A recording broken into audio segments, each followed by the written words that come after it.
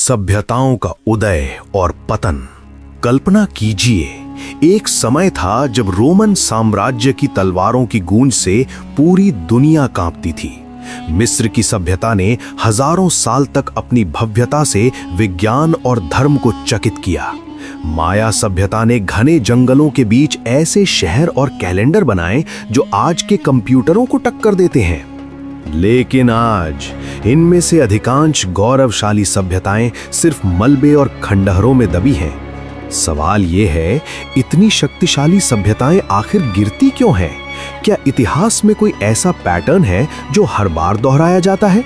आज हम इसी रहस्य की परतें खोलेंगे। सभ्यता क्या होती है? सभ्यता सिर्फ लोगों का झुंड नहीं है, ये एक जटिल व्यवस्था है।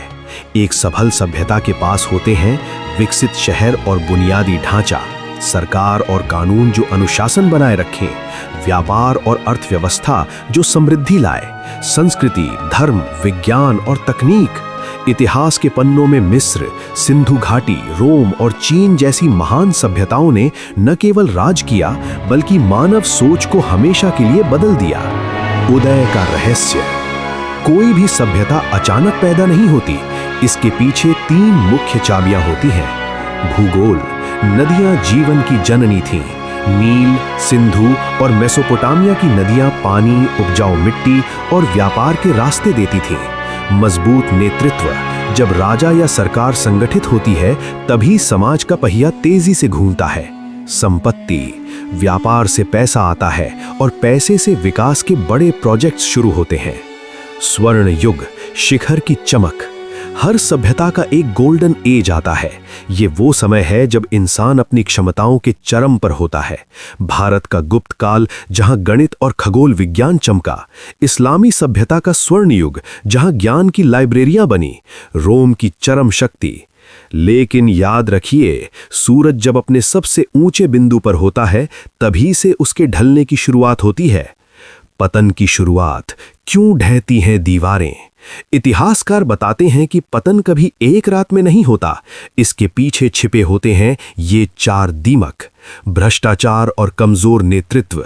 जब राजा विलासी हो जाते हैं और न्याय खत्म हो जाता है तो नींव हिलने लगती है। आर्थिक संकट। भारी टैक्स और अमीर गरीब के बीच की गहरी खाई विद्रोह को जन्म देती है। पर्यावरणीय आपदाएं। सूखा या जंगलों की कटाई। सिंधु घाटी और माया सभ्यता के पतन में पर्यावरण का बड़ा हाथ था। बाहरी आक्रमण। जब अंदर से खोखली सभ्यता पर बाहर से हमला होता है, जैसे रोम पर जर्मैनिक कबीलों का हुआ, तो वो ताश के पत्तों की तरह ढह जाती है। इतिहास का चक्र। कुछ इतिहासकार इसे the life cycle of civilisation कहते हैं।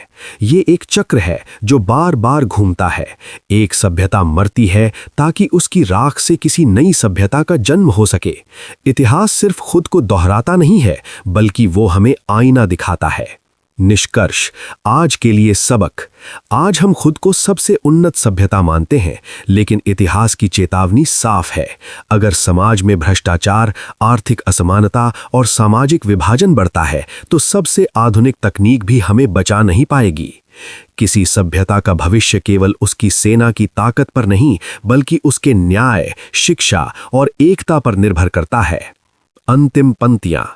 इतिहास सिर्फ अतीत की धूल भरी कहानियां नहीं है, ये भविष्य के लिए एक अलार्म है।